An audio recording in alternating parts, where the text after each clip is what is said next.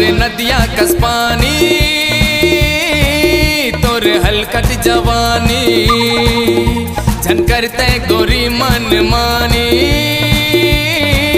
तोर हलकट जवानी ओ पान मारे नदिया कस पानी तोर हलकट जवानी हलकट जवानी हलकट जवानी।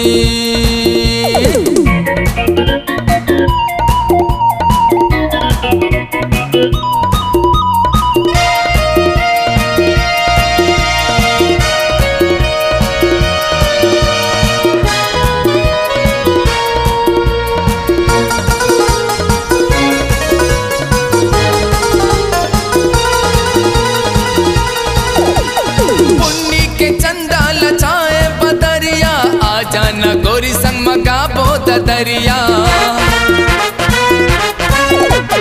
मटक के रेंगे गोरी बीच बजरिया घायल करते तोरी तिरछी नजरिया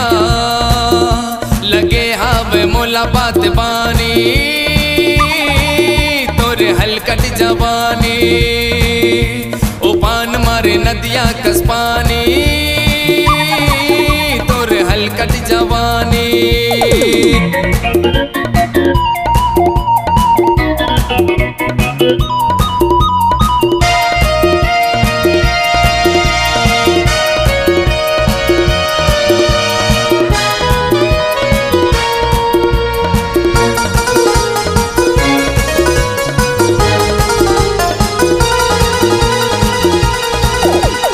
गोंदली पताल के एक परिया घूमत गोरी ते तरिया उछरिया सपना में देखो तोला मैं आदरतिया ओ जरगे दसना और टूटा थे खटिया दीवाना ते बनाए रे दीवानी तोरे हलकट जवानी ओ पान मारे नदिया कस पानी तोरे हलकट जवानी ओ पान मारे नदिया कस पानी तोरे हलकट जवानी